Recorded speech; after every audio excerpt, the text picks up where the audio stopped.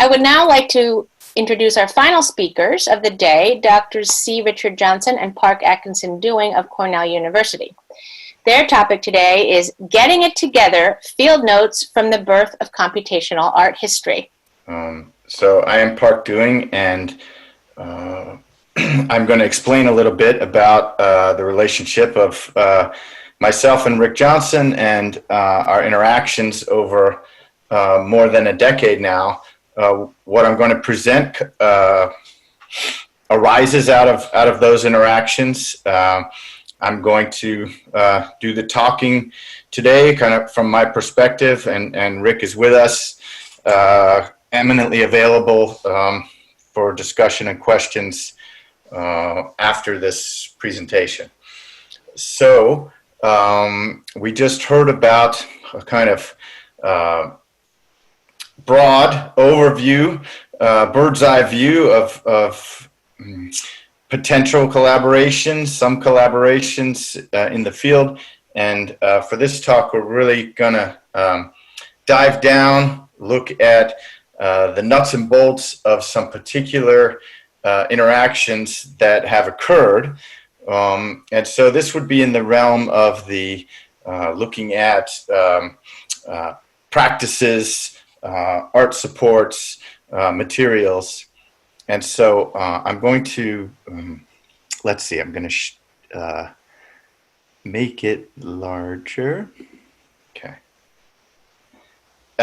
This was our abstract. I'm just going to read it out there. The talk reflects early collaborations that led to breakthroughs in canvas weave matching and watermark identification that enriched art historical inquiry into Van Gogh, Vermeer, Rembrandt, and more recently, Leonardo da Vinci.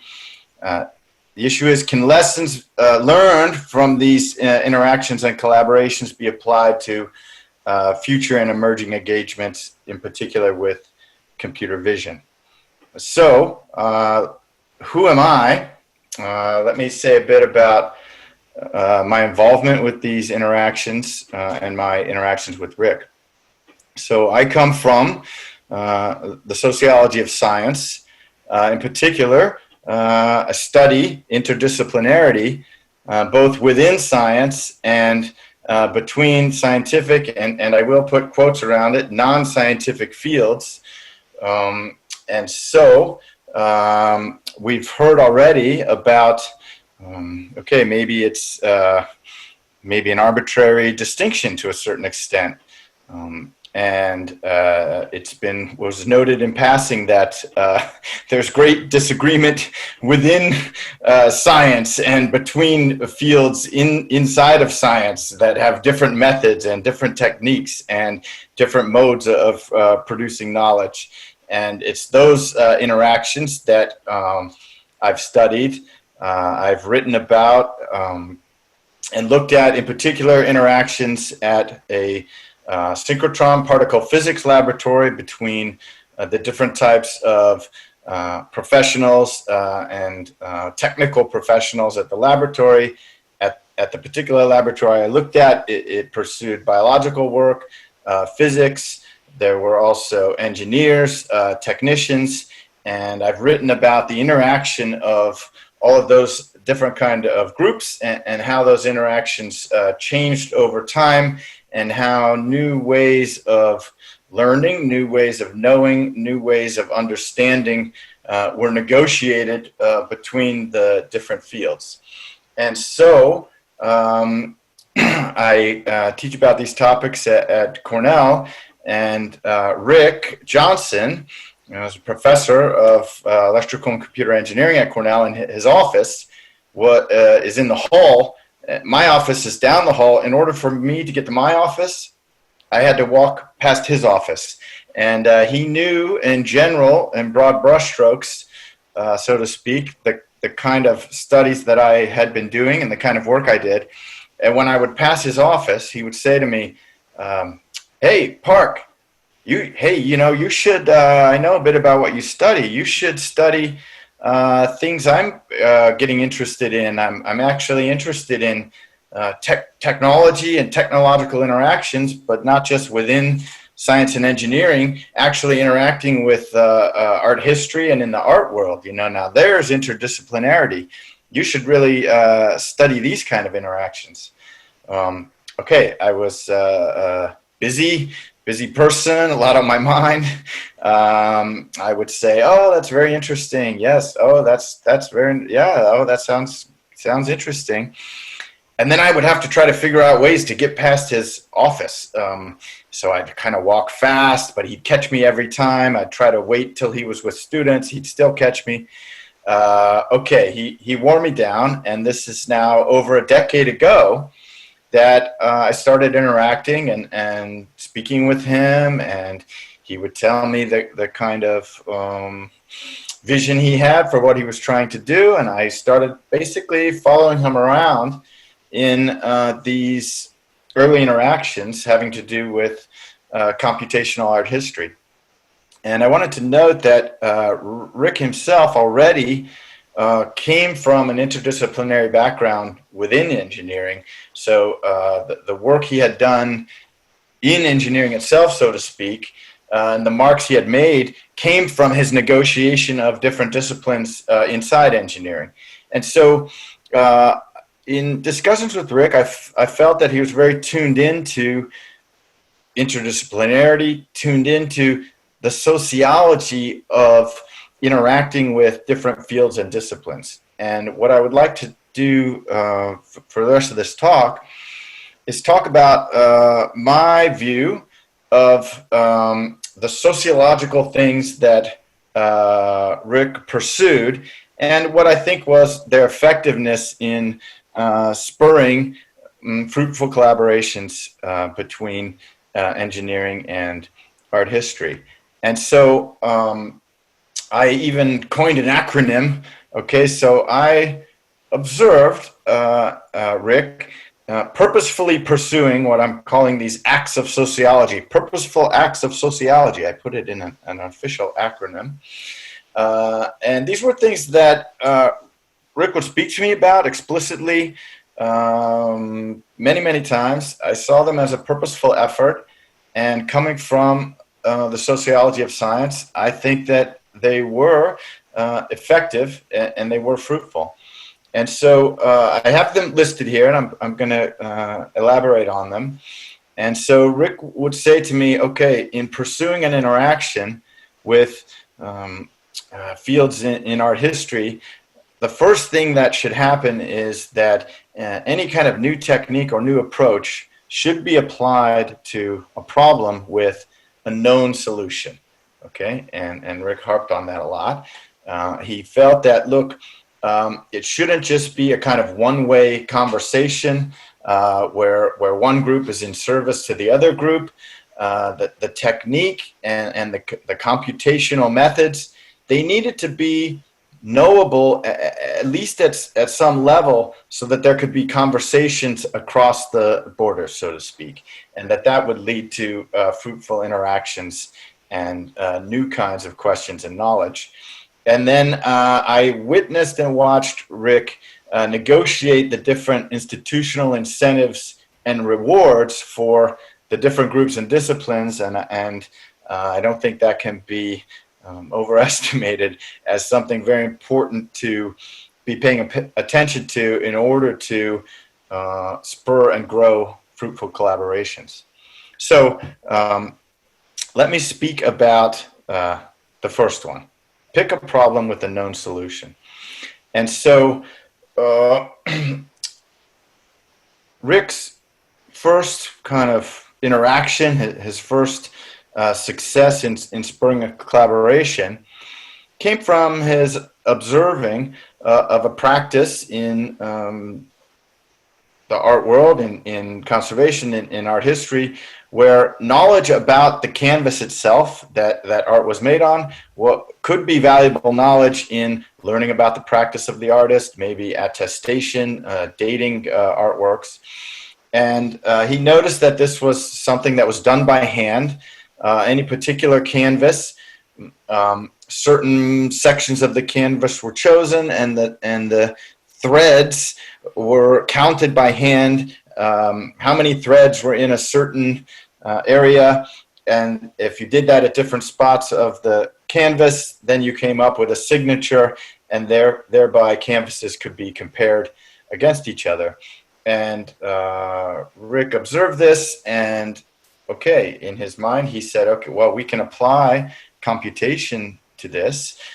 We could look at the images of the X-ray images of the paintings. They will show the threads in the canvas, and we can apply techniques that would not just pick particular parts of the canvas, but would give a signature for the entire canvas itself. And so, as Rick asserted to me, he developed the technique, and then the first problem is to pick and know that there were canvases where the thread count answers were known and accepted.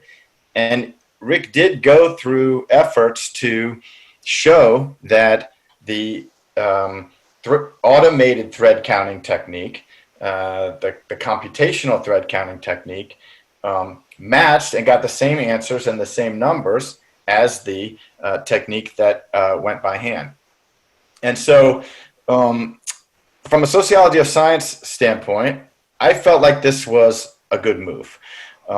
And I come from inside of the sociology of science, even a sub-discipline within that, known as controversy studies, okay? And my thesis advisor could be, he essentially invented the field of controversy studies. So sociologists of science, there's a subgroup that are very tuned into negotiations and contestations with regard to scientific assertions.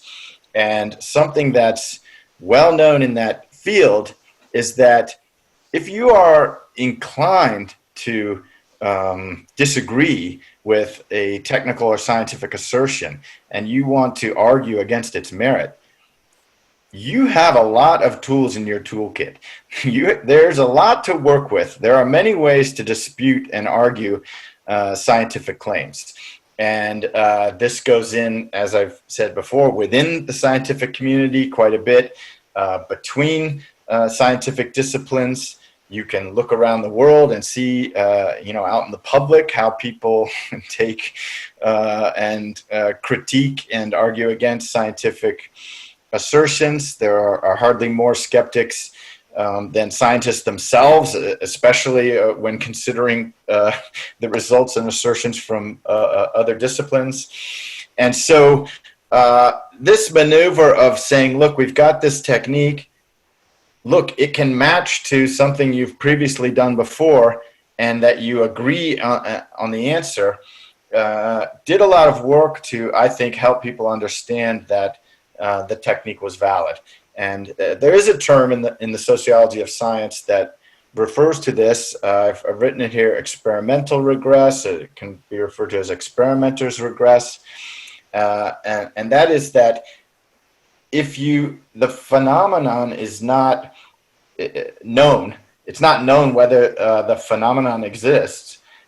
If you have an instrument that you say, well, look, I have a new instrument and I'm going to tell you whether the phenomenon exists or not. Okay, if it's not known if the phenomenon exists, then you can't know whether your instrument detected it or not. If the instrument said, yes, I detect it, you can always argue, oh, there's something wrong with the instrument. If the instrument said, no, I didn't detect it, you can argue there's something wrong with the instrument.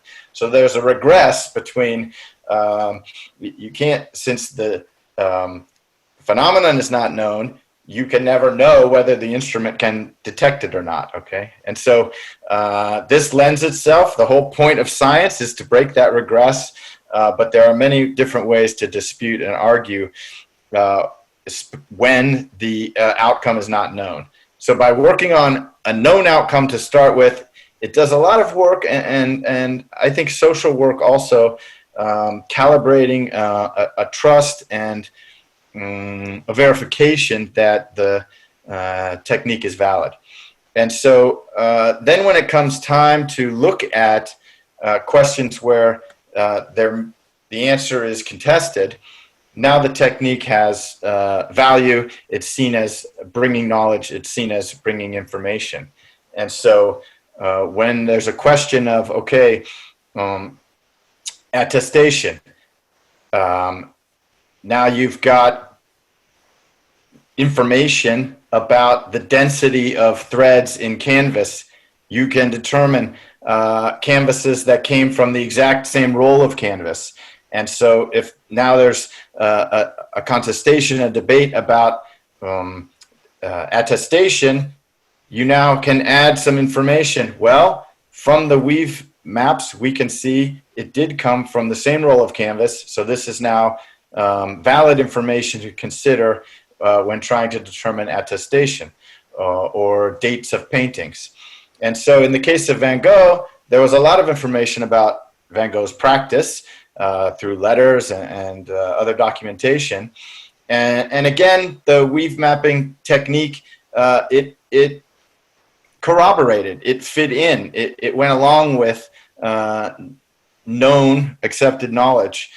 With Vermeer, there's much less information about practice, and so now the technique is bringing new information to a realm where it's much more uncertain, but because of the previous work of calibrating the technique with a known problem, and then even a realm where a lot of other information is known, now that the technique, it gains trust, it gains validity, and leads to successful interactions and collaborations. So instead of jumping right to an unknown answer, to go through that work, to work on a known answer to start with, it does do a lot of sociological work that pays off down the line in the interactions.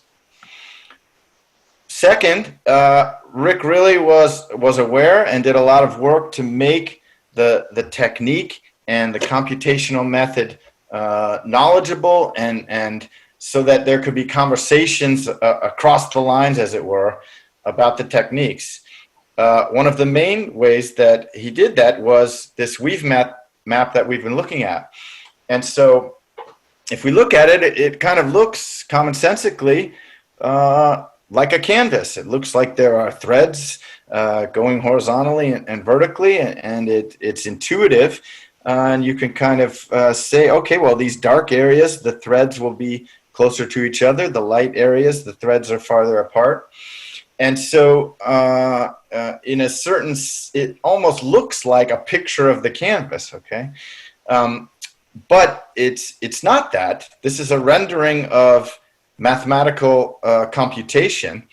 And when Rick was trying to figure out, well, how am I going to inform, how am I going to convey the information that we've gained through the weave mapping technique, he came across this rendering, okay? Instead of a table with numbers in it, this kind of visual rendering, plotting, and it makes intuitive sense. It's commonsensical, and especially interacting with fields where visual acumen and visual information is conveyed as a matter of course, then this was a good way, I think, to convey really technical information about how the technique worked and spur future conversations about maybe different kinds of collaborations. Rick also made an effort to a kind of educational effort. He went, listed here are all the different places where he would conduct short courses, educational workshops, and I accompanied him to many of these. And he really made an effort to convey the methods of the techniques, the sum of the computation and mathematics behind the methods, again, in order to foster communication between different groups. And so this also, I believe, paid off, and different kind of collaborations arose. So, and I actually, again, witnessed people from conservation, from the art history side, approaching Rick and saying, look, we've seen the weave mapping. We understand that if there is periodicity, if there are features, there may be ways of categorizing them and giving particular signatures for particular kinds of materials. And so he was approached about paper and the manufacturing process of paper, where pulp is laid in trays, and the trays have a mesh at the bottom, but the mesh is supported by what looks on the screen here, these vertical lines by wires going through the mesh, and those wires are put in by hand. They leave an imprint on the paper when it dries, and so with visualizing techniques, you can see those lines that are left through the manufacturing process. They were done by hand, so they each vary a little bit with respect to their distance between each other. And there are then ways to compute and categorize this. You also see in the middle of this image a watermark on the paper. There are a myriad of variations of watermarks, and questions also arise, hey, are there ways that we can categorize the watermarks and therefore help answer questions about, again, art historical questions that have to do with the art supports, the material processes, and the practices of the artists. He was also approached by people looking into photography and photographic paper. Again, photographic paper of a certain kind, a certain era. It has a texture to it. This texture can be categorized. This is now kind of a different problem. Here you can see patterns pretty recognizable to the human eye. Now you're into a realm where it's texture, but it looks like the ocean. In some cases, it's easy to discern, but in other cases, it's very mathematical to figure out the average densities, average sizes, average distances.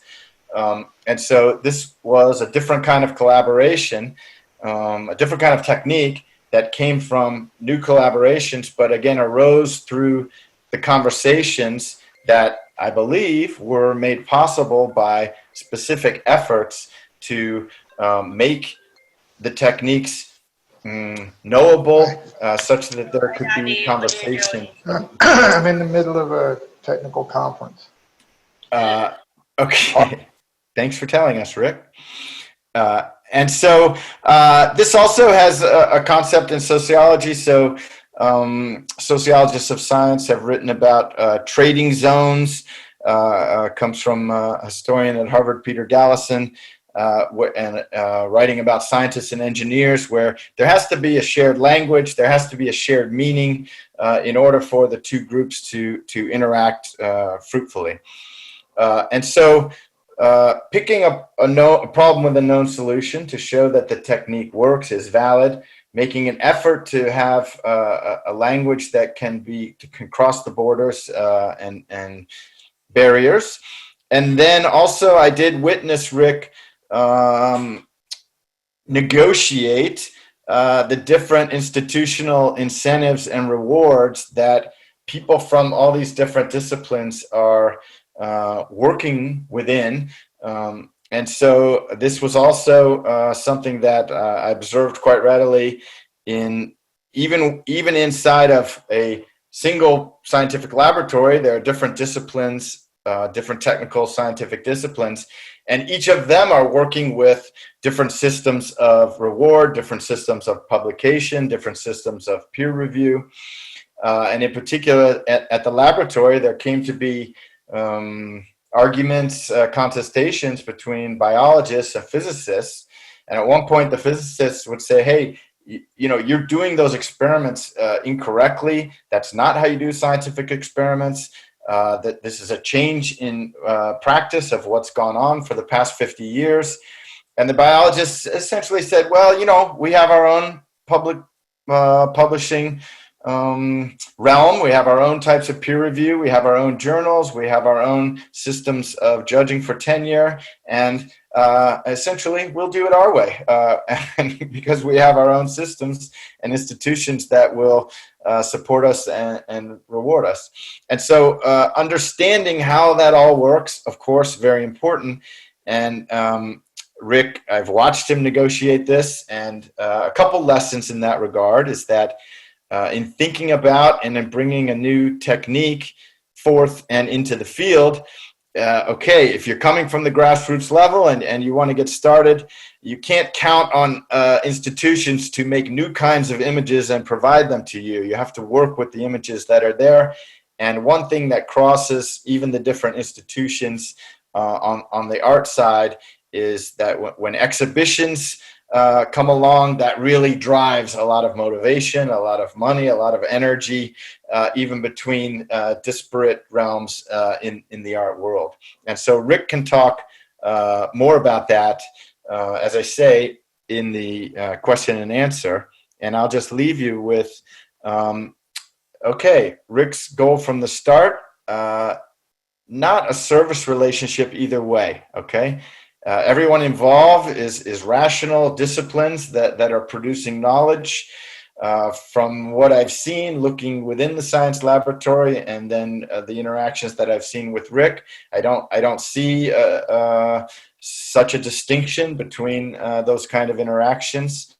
The goal is to make new kinds of knowledge, and I would say there's a lesson here that, you know, I'm a sociologist of science, okay? Sociology works. Sociology makes the world go round. If you pay attention to it, you're going to, I think, be more fruitful and have more success.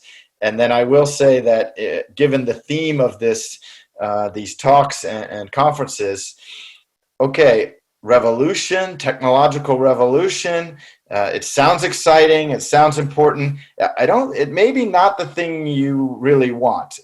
Who really wants a full-on revolution with the collateral damage, the aftermath, the damage to infrastructure, the wreckage that follows? Rather, if you work on the institutions, you work on calibrating the different disciplines between each other, you work on step by step some of the ways that we've described. You prime the pump, as it were, you prime the institution, the time comes and the change is smooth and accepted. How about the revolution velvet? That's really what you want in this realm. Thank you very much. Happy to answer further questions.